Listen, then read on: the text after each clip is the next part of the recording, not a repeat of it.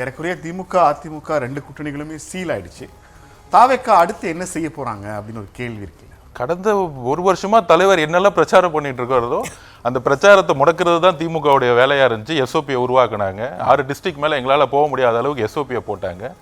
எஸ்ஓபியை நீங்க படிச்சிருப்பீங்களான்னு தெரியாது, எங்களுக்காகவே போட்ட எஸ்ஓபிக்கு வந்து நாங்க தான் ஃபைல் பண்ணோம் கேஸையே. ஆனா எங்களையே வந்து அரசு கூப்பிடவே இல்லை. அப்போ இந்நேரம் 32 டிஸ்ட்ரிக்ட் 34 டிஸ்ட்ரிக்ட் வந்து பிரச்சாரம் போயிட்டு வந்திருக்க வேண்டியதை இன்னைக்கு முடக்கிட்டு அவர் வீட்டை விட்டு வெளியே வரலன்னு ஒரு போலி பிரச்சாரத்தை உருவாக்கிட்டே இருக்காங்க. இது கூட தஞ்சாவூர்ல சொல்லியிருப்பாரு, எஸ்ஓபியை போட்டு முடக்கிட்டு என்ன வீட்டிலே இருக்கியான்னு கொஸ்டின் கேட்கறதுலாம் போயிடும். கூடிய சீக்கிரத்தில் எலெக்ஷன் கமிஷனோட நோட்டிஃபிகேஷன் வந்த பிறகு இங்கே காவல்துறை வந்து நியூட்ரல் ஆகும், முதலமைச்சரோட சைன் வந்து இன்வாலிட் ஆகும். இன்வாலிட் ஆகும்போது எல்லா தலைவர்களும் சாலையில் வந்து பிரச்சாரம் பண்ண முடியும். அப்போ அவருடைய சூறாவளி பிரச்சாரம் தமிழக வரலாற்றை மாற்றும். அந்த தொடர்ச்சியா டேட் ஆஃப் நோட்டிஃபிகேஷனுக்கு பிறகுதான் தலைவர் வெளில வருவாரா அப்படின்னு வேற இப்போ என்ன பண்றது? காவல்துறை வந்து இன்னைக்கு பர்மிஷன் கேட்டிங்கன்னா 10 நாள் 5 நாள் ஆக்குறாங்க.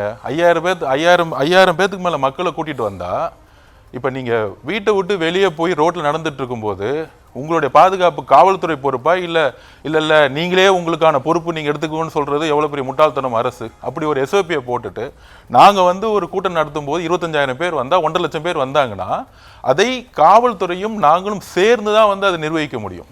ஆனால் அப்படி நாங்க வந்து ஒரு கூட்டம் கூடும்போது எதா ஆச்சுன்னா உடனே வந்து ஒரு பிரச்சனையை உருவாக்கி அவர் மேல ஒரு கொலைப்பழி சொல்லக்கூடிய ஒரு காவல்துறையும் அதை நிர்வகிக்கக்கூடிய ஒரு ஹோம் மினிஸ்டர் மு.க. ஸ்டாலின் அவர்களும் இருக்கும் பொழுது இந்த காவல்துறையை நம்பி நாங்க வந்து மிகப்பெரிய கூட்டத்தை வந்து நாங்க வந்து ஆர்கனைஸ் பண்ண முடியாது. இதுதான் வந்து தஞ்சாவூர் மீட்டிங்ல சொன்னார். உங்களுடைய எஸ்ஓபி எங்களுக்கு எதிராக இருக்கு. எந்த ஜனநாயக சக்திகளும் இந்த எஸ்ஓபிக்கு எதிராக குரல் கொடுக்கல. ஹைகோர்ட்ல ஃபைல் பண்ணிட்டு இருக்கோம், இங்க எல்லாம் சுப்ரீம் கோர்ட் ஃபைல் பண்றோம். ஆனா இப்ப அதுக்கான நேரம் இல்லை. நாங்க சட்ட ரீதியா போறதுக்காக கண்டிப்பாக நியூட்ரலா நோட்டிஃபிகேஷன் வந்த பிறகு எலெக்ஷன் கமிஷன் கண்ட்ரோல்ல சட்டம் ஒழுங்கும் காவல்துறையும் போடும் பொழுது எல்லா ரோட்ஸும் ஓப்பன் பண்ணப்படும்.